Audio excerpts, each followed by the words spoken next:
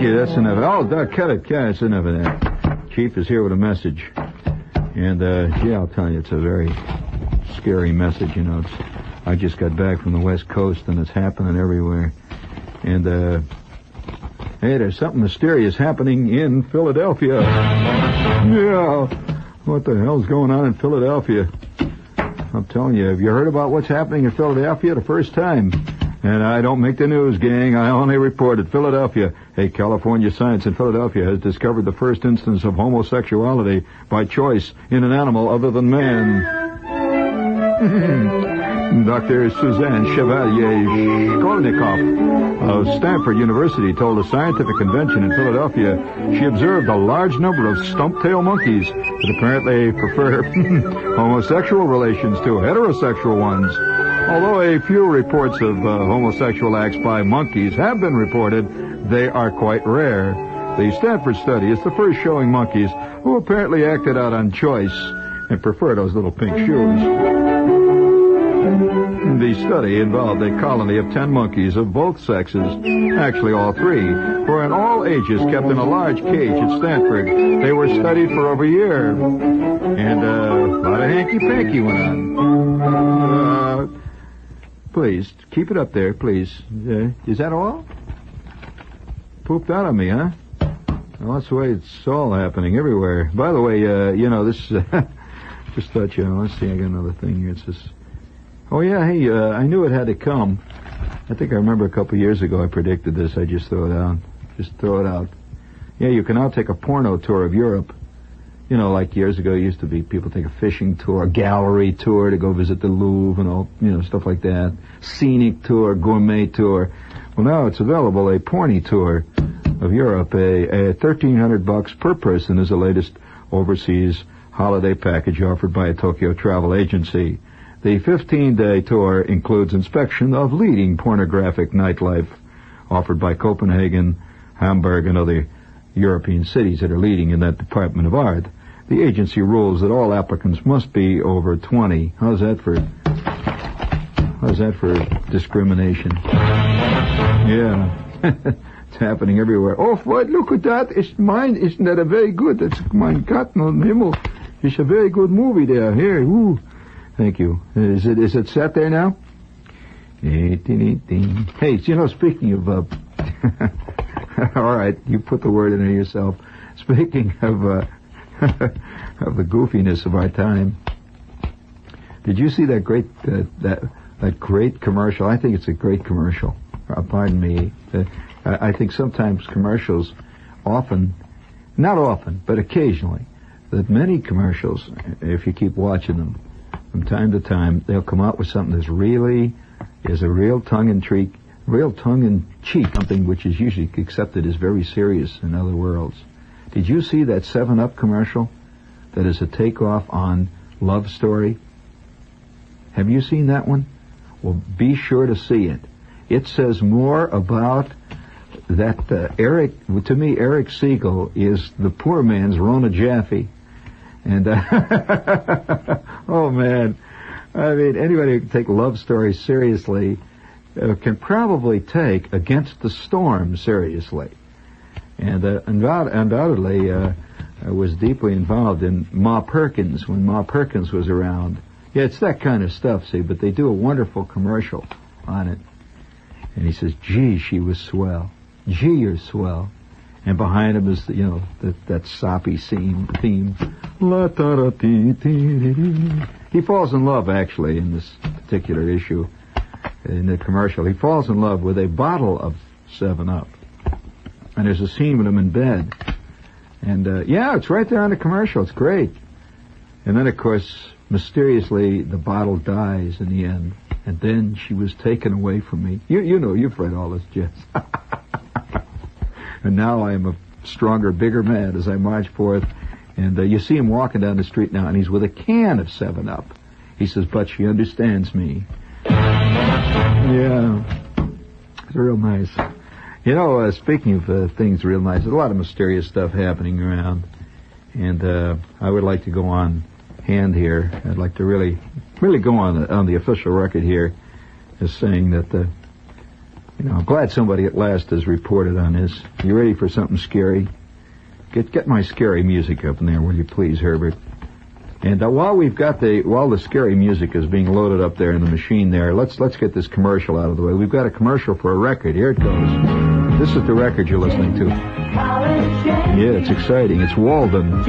It's a new album by the Nature Group, based on the writings of Henry David Thoreau. I imagine you'd love this. And it's all of his writings placed in sort of a kind of a rock frame. And all these things he said at Walden Pond in Concord, Massachusetts. And so if you're a Walden kook and you also like rock at the same time, you may like this. Walden is available at all King Carroll record shops at sale price of $2.98. And if you can't come right, King Carroll, 111 West 42nd Street, New York City, 10036. And they'll mail it free anywhere in the U.S. of A. and ship immediately. $2.98, check or money order. And just write on it, Carroll, King Carroll. Make it out to King Carroll, 111 West 42nd Street in New York. Henry David Thoreau set the music on Walden. Yeah, there they go. Marching out in deep water now. They're out there lost among the lily pads. That's a commercial for a record. Yeah, they put Walden on rock. Where till they discover Pushkin. Oh, boy. Put a little Pushkin there. Get the Stones behind it. You're going to have something that just blows up right in your face. Yeah. Manny, you got a good idea there. Boom, ba-dum, bum. Listen, is it time for station break? No, well, it is time for another commercial. And I'm going to lay it on you now, Dad. Savers. That's a nice opening. Savers. Wake you up at 3 in the morning, ask you what you are, and you say a saver. Say, if you're the type who's lucky enough to be able to save money, it's an important announcement. Did you get a dividend credited to your savings account on the 31st of January? I'll repeat that. Did you get a dividend credited to your savings account on the 31st of January? That's the 31st. Well, you would have if you were a depositor of the Provident Savings Bank in Jersey City. It's the oldest savings bank in New Jersey, because all Provident Savings Bank savers get their 5% a year dividend posted to their account on the last day of the month, every month. That's 12 times a year. You can grab your dough and run the day afterwards. It's 5% a year from day of deposit, and that's the highest dividend rate allowed by law. So that's Provident. If you'd like to sign up with this groovy bank, just write Provident in care of me. What's my name? Scrooge. I'm interested in only dough. Write to me in care of Scrooge. Write to me in care of Shylock, WOR, New York, 10018. I repeat, Shylock, WOR, New York, 10018. And that's Provident, WOR, New York, 10018. Or you can call them right now. Call the number and find out what's happening at the bank. Here's the number. You can call it at night. They're sitting there waiting. Yeah. You're just cackling in the background.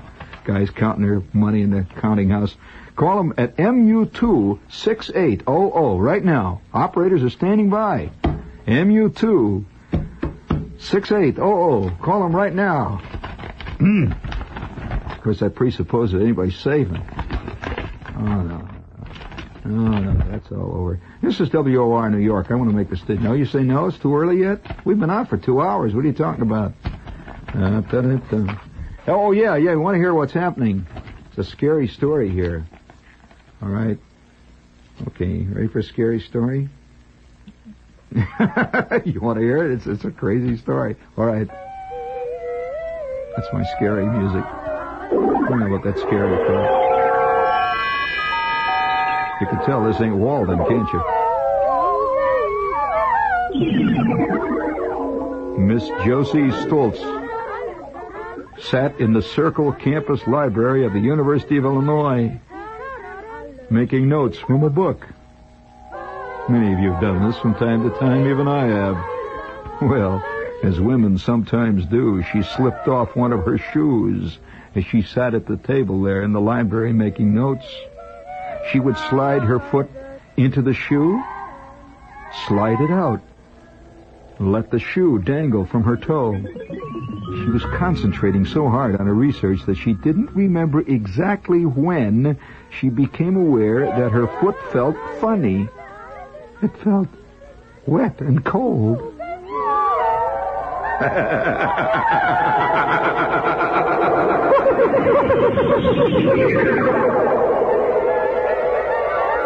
Miss Stoltz looked down, and she almost screamed. In fact, she stifled a scream that welled up from down around her pancreas. She just stopped it at her mouth. Her toes and her instep were covered with a reddish-brown, flowing, oozing liquid. What would you think if it happened to you, of course? What would you think? Of course, Miss Stoltz thought that her toes were bleeding heavily. But she could think of no reason why the toes of a normal 26-year-old woman should bleed. With a squeamish look on her face, Miss Stoltz picked up her shoe and looked closer and closer. Then she brought it up to her face and sniffed. It was, undoubtedly, Heinz's barbecue sauce.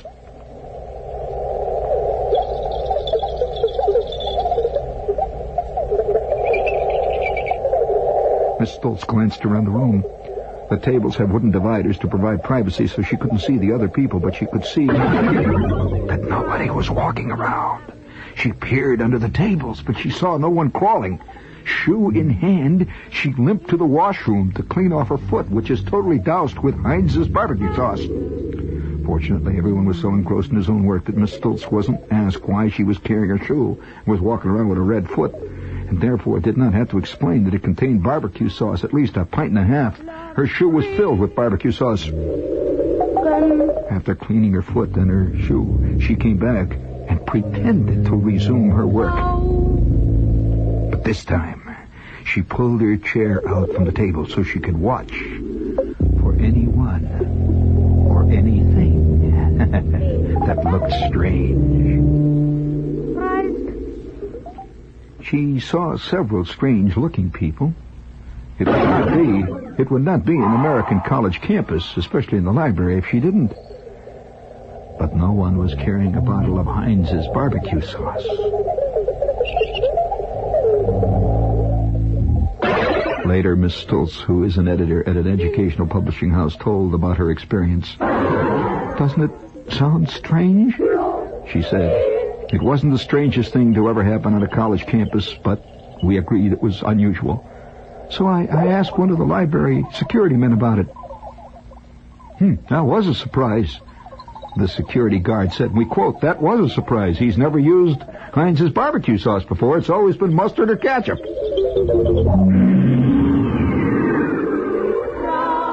Who is he? The mysterious Sauce Man. The Sauce Man strikes again.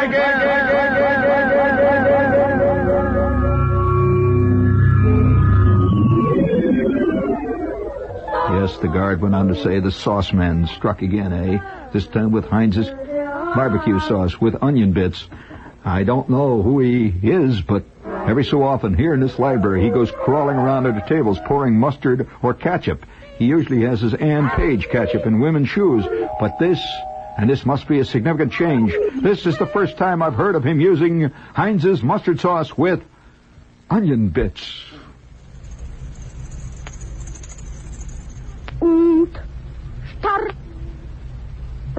The guard nodded at the tables.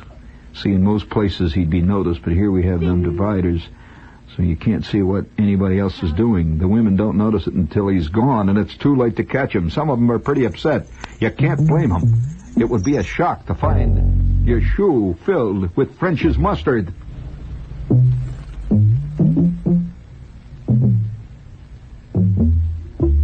William Ernst, the librarian, was told about Miss Stoltz's experience, and all he said was, "Oh, no, not again, oh, no. We've had the problem before. I've alerted my staff, but this guy eludes all security measures." That's the way librarians talk, by the way. William Mays, the head of library security, said, "Well, gee, Chief, he used mustard last time. What are we supposed to do? This guy changes his M.O. every time he turns around. This time it's Heinz onion bits with a barbecue sauce. God knows what it'll be next time. Ann Page Piccalilli, who knows? Do you know who he might be?" "Sure." We got an idea. We've been watching him. He's an A student. But why does he do it? Well, I guess he's got a problem. Mays said he would look up the sauce man to determine if he's at it again. In the meantime, all the co-eds who use the library, the Circle Campus Library, are advised to wear boots or bring along a couple of hot dogs and maybe a roll or two.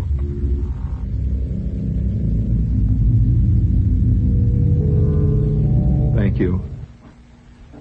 You think you got to hang up. This is WOR New York, speaking of Piccalilli.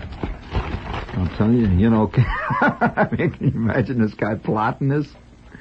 I mean, you know, and that's he doesn't come and tickle her foot or anything. He just comes and pours mustard in her shoe.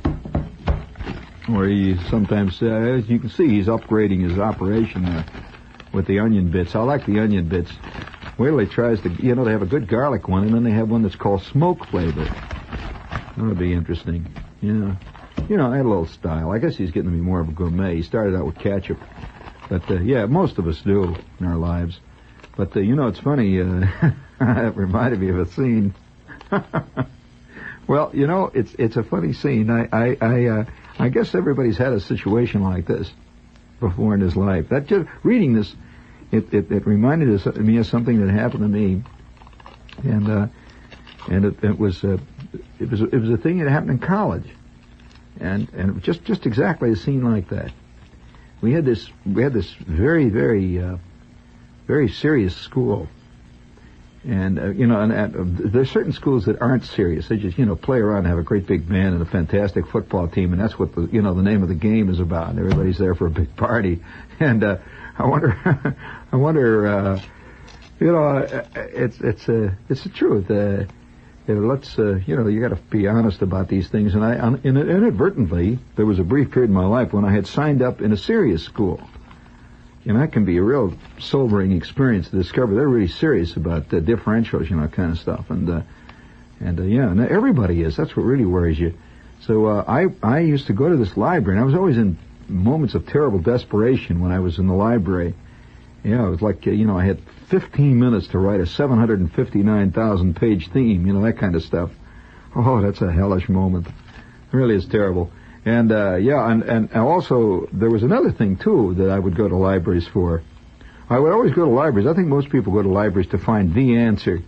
That most people think that if the library is big there, and there's a lot of books in there, the answer to it all has to be there someplace.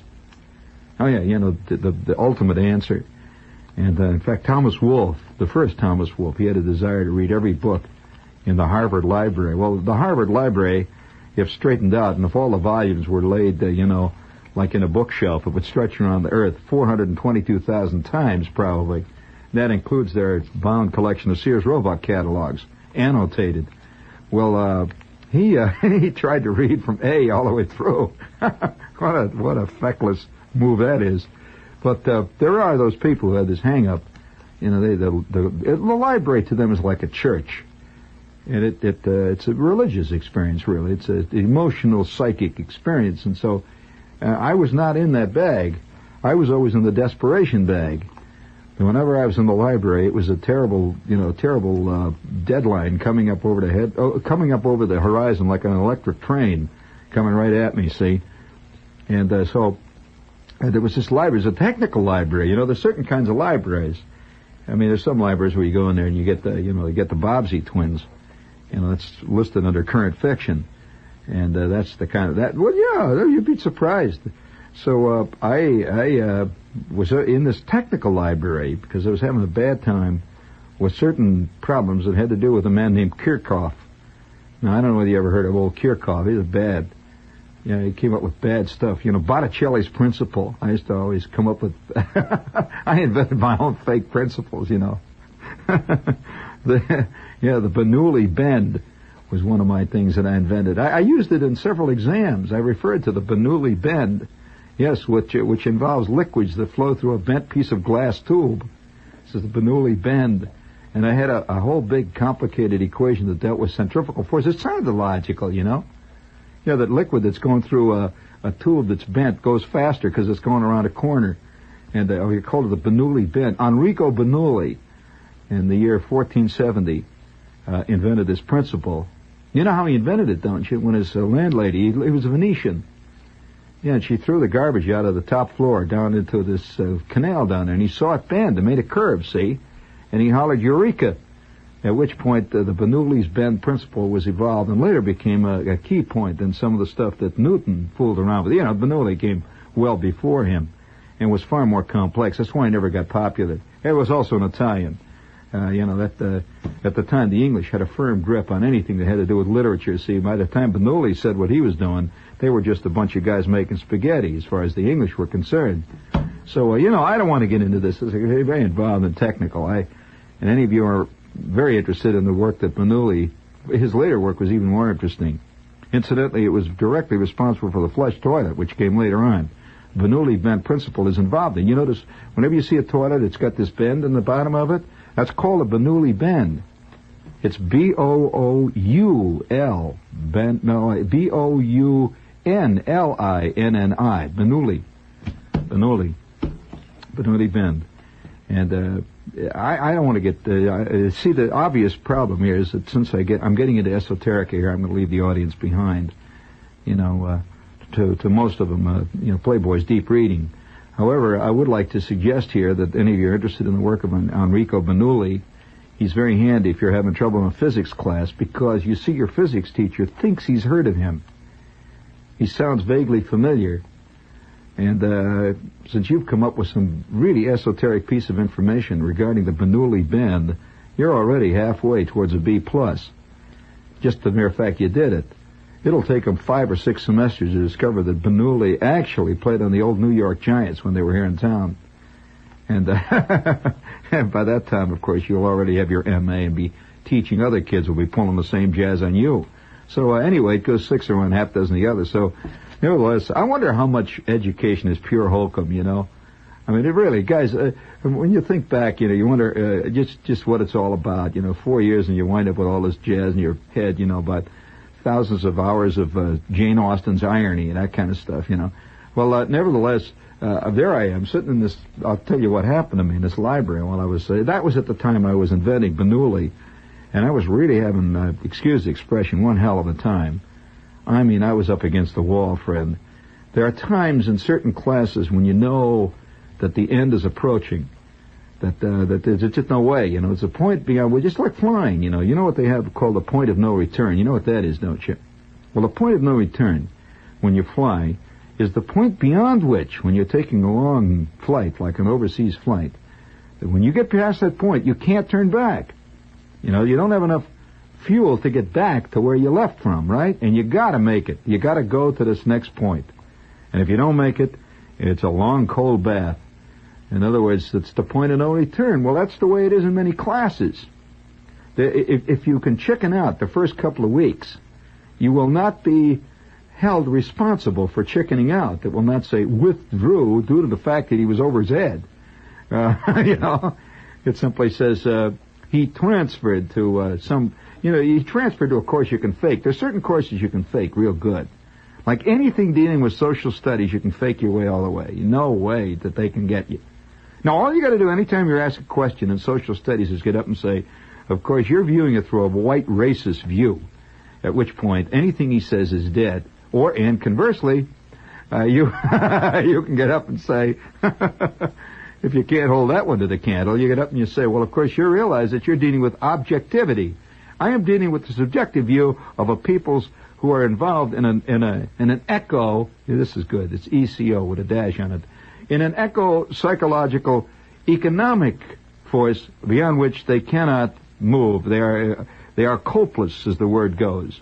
So I think this entire textbook is invalid. For you to be able to stand up there and give me a grade like you have given me, based on the premises, the false premises, which are contained by that guy, you've got the guy in the defensive, and within 20 minutes you got the guy giving a 45-minute lecture and you're home free. Well, now this is, you can't do that in certain courses, though. I tried it. I tried it in chemistry. No way. I mean, you'll have to blow your ears off if you try ad-libbing in that course. In fact, I've seen it happen. So, oh yeah. And you know, I can see why a lot of kids now are transferring out of any type of courses that deal with science. Because you can't fake your way. That's one of the primary reasons. You can fake your way in English or everything. Everything else is an argument, you know, even history. I mean, if you learn a few key dates in history, all the rest you can argue the guy down. In spite of the fact you don't know your you-know-what from your you-know-what about history. What you do know about is arguing.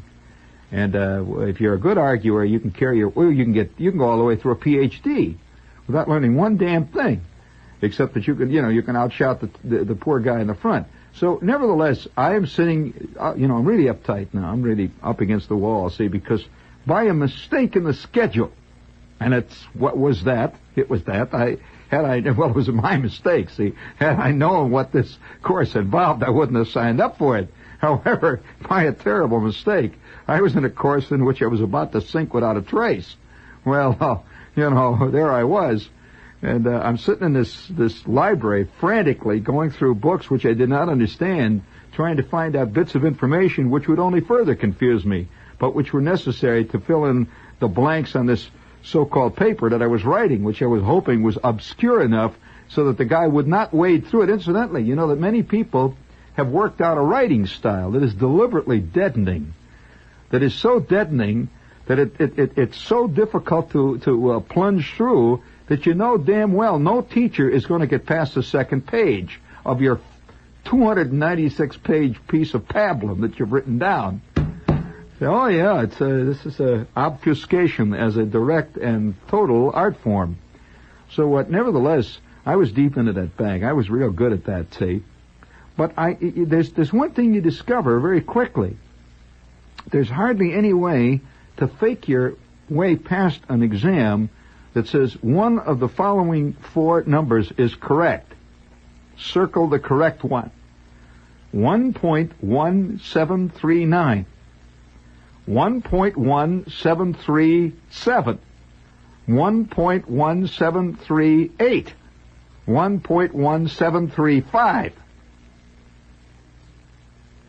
And then underneath it says, please show calculations by which your answer was derived. So, it's a nervous time. Well, I'm sitting in this library, and it was a very quiet, somber library. People didn't even converse in whispers. They had sign language. You'd go up to the teacher there, or the lady who was in charge of the files, say. She was behind this big round desk. It was kind of like a horseshoe-shaped desk. See, she had these files all around us. And she would send the minions out with little green carts, and they would go and pick up the book you wanted, And these books you couldn't take out, so it was very special, technical library. You came in here, and you looked up stuff. And it was so quiet that a big neon sign, and all it said is silence. It did not say quiet. It said silence. And so when you came up to her, you would mouth it. You didn't say, I want Abercrombie and Fitch's logarithmic tables of 1712 and its relationship to the tax structure of southern France. It's a good book. Yeah, it's exciting. You didn't do that. See, you'd go, wow, wow, wow. You'd make the mouth. And then she would mouth back, out. And you'd say, hey. Okay, so you got that. So half the time you got the wrong book. And it didn't matter when you were in as much trouble as I was in those. It didn't matter whether you got books, that just as long as they were fat and had numbers in them. So nevertheless, I'm sitting there on this day, and my head is, as usual, when I went into these places, and it still happens to me. There's a faint buzzing begin between my ears. And I don't know what it is. Have you ever wondered about that? I wonder if there's been any scientific investigation of that. Well, I'll tell you what, it's not actually a buzzing. It's not a buzzing that is audible. It is felt more than heard. Well, have you the feeling when your foot goes to sleep? Well, it's in my head. My brain is asleep or something. It's like a lot of thousands of little needles poking me. And my head is asleep. And I keep trying to shake it. I figure if I hold my neck a certain way, maybe the blood will get back up there. And I'm trying to read this thing. And it's one of those books, that has every chapter is just a number, just 12. And then it starts out. It says, in consideration of the differentials of the second and third degrees, it is wise to understand that the following conditions pertain, usually only when dealing with the halogen series. And then there's A, B, C, D. Oh, God. Oh, my, glad that stuff is over. Oh, how many of you out there are glad all that stuff is over and you escaped? Well, you think you escaped anyway. Well, many of us bear scars that will never heal, that Freud never knew anything about. So I'm sitting there and I'm looking at this book, and I'm trying to make sense of it, and my head is asleep. And I can feel the pins and needles, the thousands of little things are tickling me. And, it's like being asked to go for the world's high jump record, and you got a fantastic Charlie horse. It ain't going to happen, and you go out there and you go hobbling out. Some guy just jumped 7 feet 9 inches on one foot, wearing a football helmet on his head, and carrying weights. So what do you do, So I'm sitting This is getting kind of silly, isn't it, Herbert? But it isn't. It's real, and it's real. Come on. You know I'm not faking it. It's real. So I'm sitting there. You know I've been there. So I'm sitting there, and my head is asleep. And they had these dividers. See, each place at the table had a divider around it. It was about 3.5 or 4 feet high. It was a big divider with this perforated board. It was like what divided you off. See, perforated board all around you. So it was like acoustic board, which added to the silence, so you could even hear your head ticking in these things. And and my head would tick. I knew a guy whose head did tick.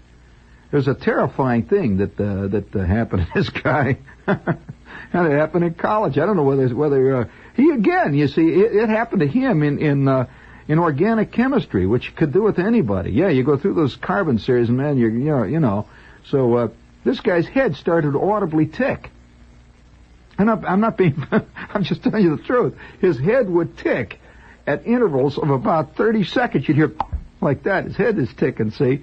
And people around would look. You'd hear his head ticking. And he'd get very embarrassed. And it was because he had a real terrible time over the periodic table, and it's especially certain rules regarding isotope halogens.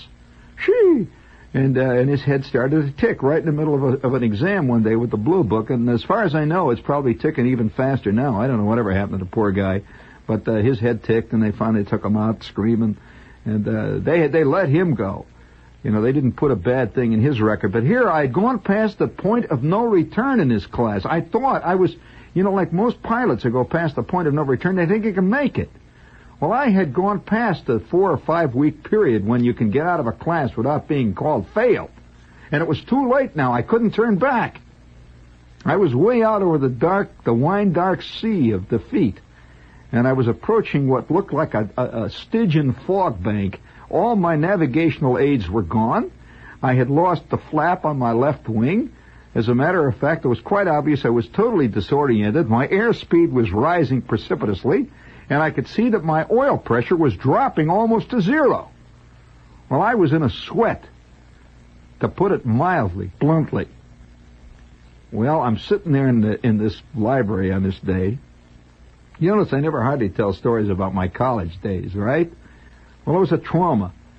I mean, one opens these wounds carefully. One does not just open them up and have those awful vultures of it's like bats flying out. You don't open it up without just lightly. So I'm sitting in this place and I'm really, oh God, am I up against it? And I've got to have this paper in, say, like Friday, and this is like Tuesday, and the paper, everybody else has been, going great on their paper for 4 months. And I have finally decided I better hand it in. I better get it in. Now, you're curious what the class was that I was involved in, right? Well, might as well come out and tell you. I don't know why I took it. It was a madness. It was a class in statistics. Well, I don't know whether you've ever had a class in statistics. You know what? It's an illusion. See, I thought statistics. Hell, I know about that. I can tell them what Phil Lynn's batted. I figured statistics would know a lot of...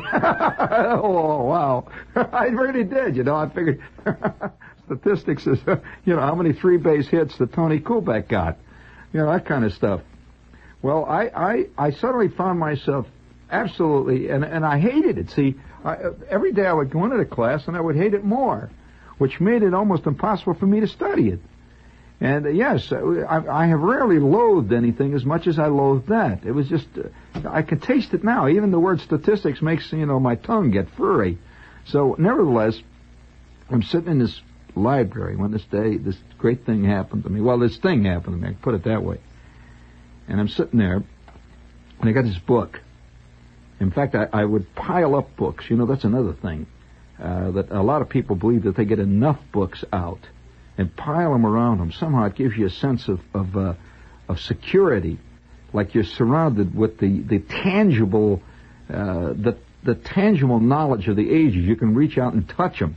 There they are. They're big fat ones, red ones, and green ones. All kinds of books filled with all this stuff. And somehow by osmosis it'll seep into your head. Well, I've got this book open, and I'm looking at it. My head is all kinds of little tingly things going. All of a sudden, and it just came to me gradually, drifted into me, my consciousness.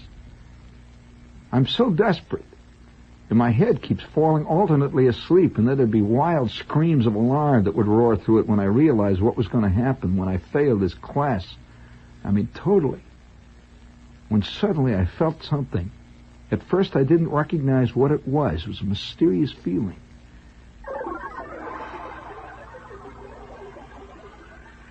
I'm being tickled.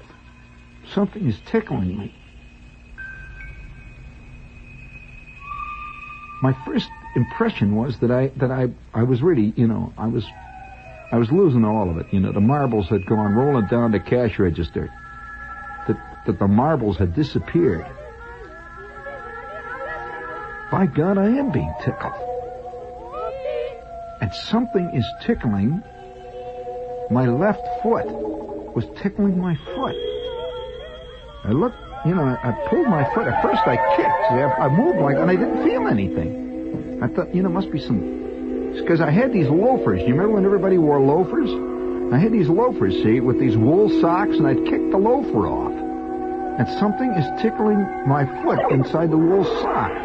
So I turned around, and I looked down at my sock. I figured, hell, after all, this is only the third day I wore these socks. I didn't figure they were crawling yet, So I looked down, I pulled up the sock, and there's nothing there. See, I figured there must be some worms or something in my sock.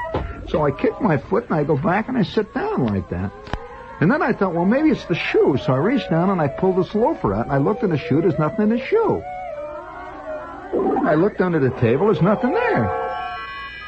So I figured, well, it's my head again, I figured statistics are doing it to me. So I sat up real straight. There's another thing, too. You figure if you sit up straight when you're doing something, somehow you're doing it with more attention. Sit up straight, pull in your gut and pull your head together. So I sat up straight. I take a deep breath, and I had this ballpoint pen that this cleaning company gave me. And I snapped the ballpoint pen, and I said, well, I'm going to start making some notes. See? So I had my notebook on, I wrote down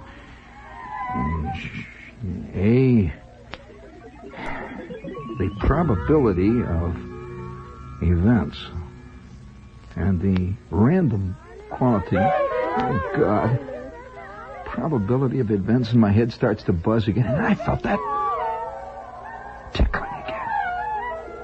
My foot was definitely tickling. Now I'm alert, see. This gives me an excuse not to mess around with statistics. I was grasping at anything, so I look around. My foot's almost tickling, so I thought I'm going to leave my foot there and see what happens. And sure enough, the tickling is going on my toe, and now it's moving up my foot, and my ankle is being tickled. I says, uh-oh, whatever it is creeping up. So without even moving, and very carefully, I put my head down under the desk. I leave my foot, and I see under the desk is another foot. And this foot is in a sock, a wool sock. And let us put it this way, it is a petite foot. My God. So with that, I wiggle my toe, and the other toe wiggles back. I have established communication with an alien planet.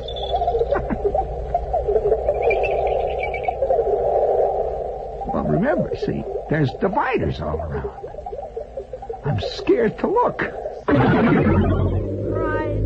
I mean, you know what I mean, don't you?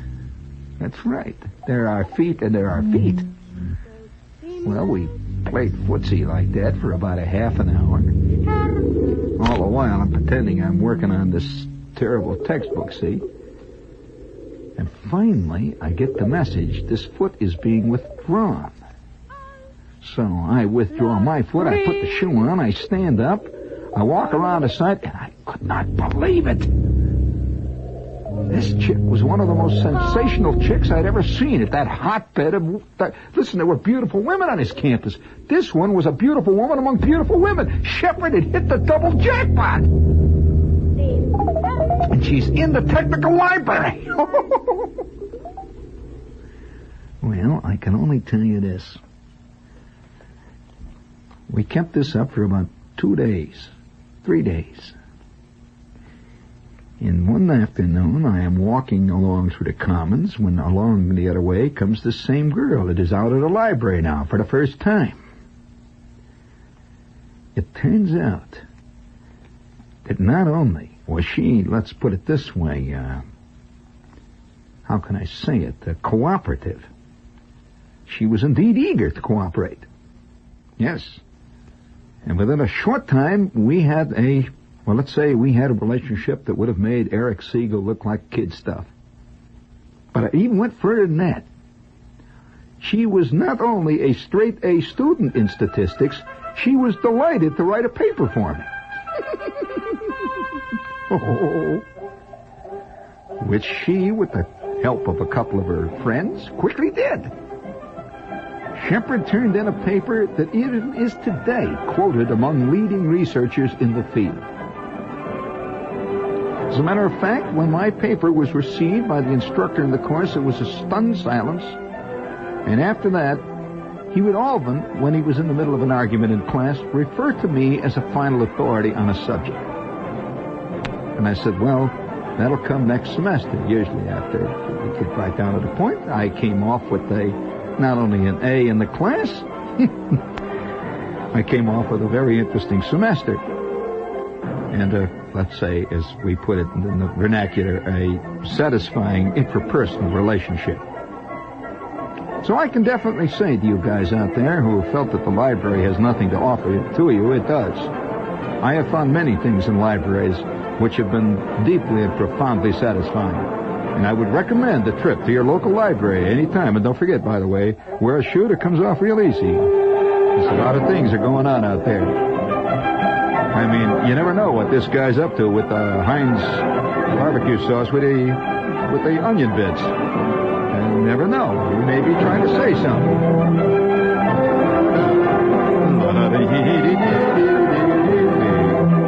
This program was presented by the Cultural Affairs Department of your local library.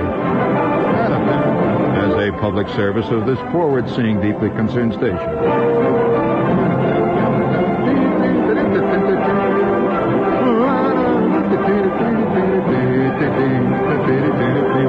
Yeah, you're singing good, yeah. Come on, let's get into it there. Oh, yeah. This is WOR New York, and we have Lester Smith in the news coming up right now. News and detail on the hour from the WOR newsroom.